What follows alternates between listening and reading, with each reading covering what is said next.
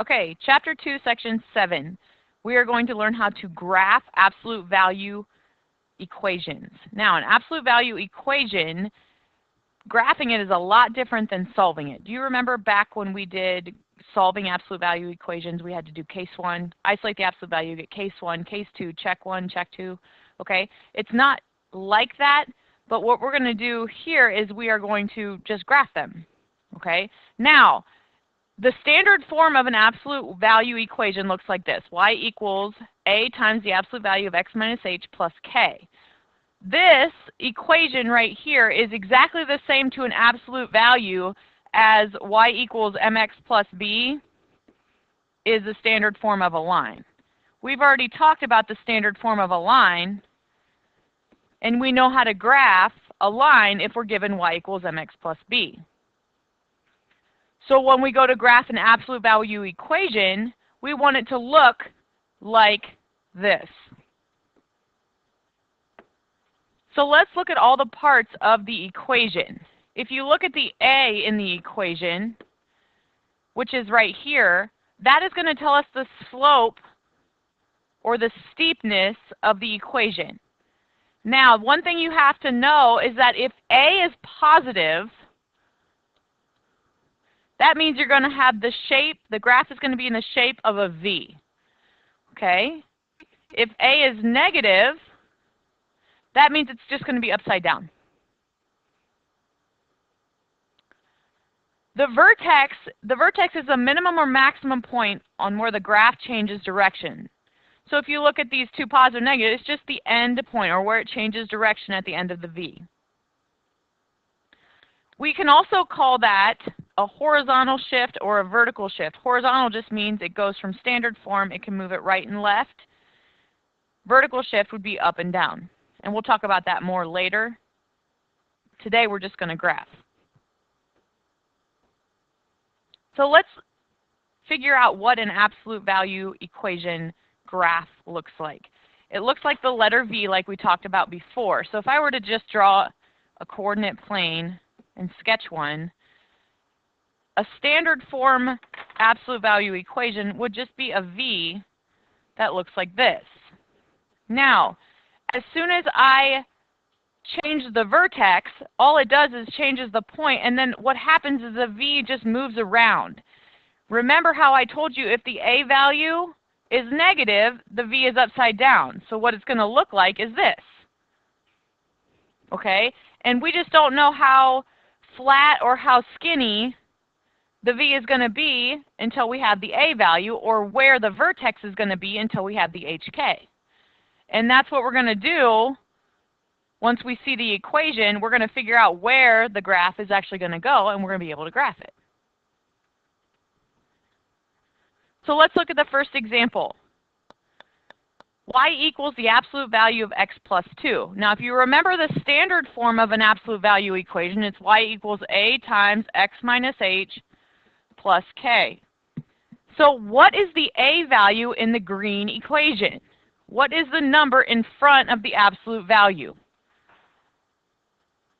1. We're multiplying it by 1. So a value in this case is 1. And then I need hk. So let's look here. Inside the absolute value, we have the positive 2, and on the outside we have nothing. So what does that mean we're adding? A 0.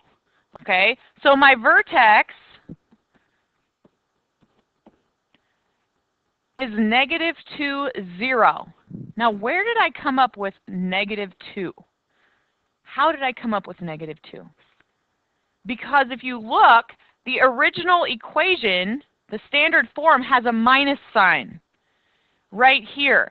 So in order to change it to a positive, that has to be, let me erase that, x minus negative 2, which means that h is a negative 2. So when you look inside of the absolute values for this sign, we're always thinking opposite.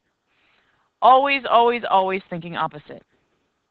So now that I have my vertex and my a value, I'm going to graph my equation. So I'm going to start at negative 2, 0. And since it's a positive 1, it's going to be a regular shaped V, and I'm going to go up 1 over 1 on both sides. And once you have a few of the dots, grab a straight edge,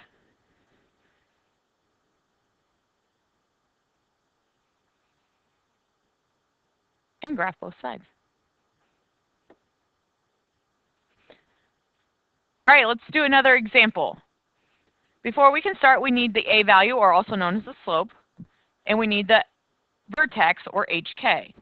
So my A value, oops, for this one is going to be what? -1.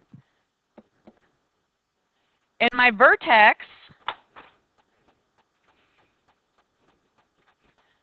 remember, for the H value, I have to think opposite. And since it's a +4, that makes the H value a -4. Think opposite on the inside. So it's -4, +6. To graph the absolute value equation, we're going to start at our vertex, -4, 6.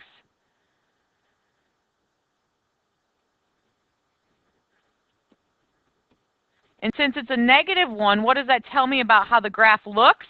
It's going to be an upside down V. That means we're going to go down 1 over 1 on both sides. And then grab your straight edge and graph your line.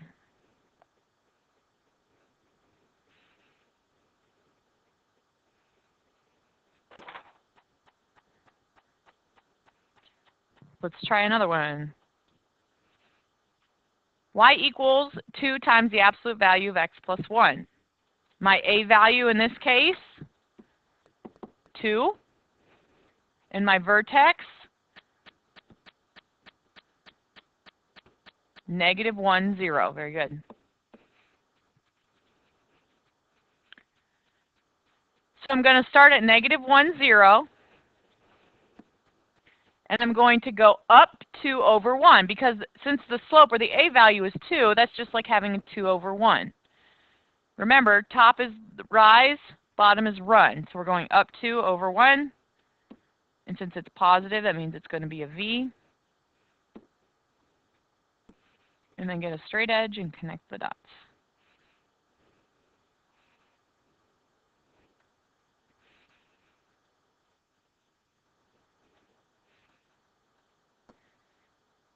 All right, last example.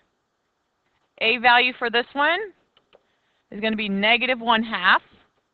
Since it's a negative, that means we're going to have an upside down V.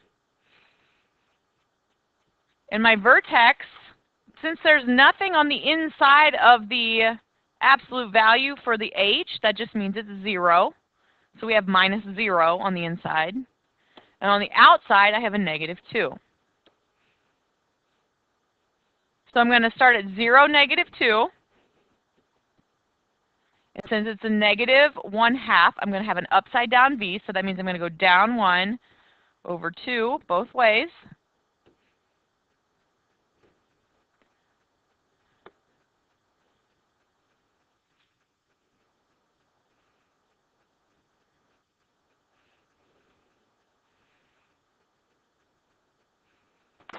And that's what it looks like. Now, mathematically, we also call the -A value, we call that a reflection across the x-axis as well. But I like to call it an upside down V as well. Helps explain it better. Any questions?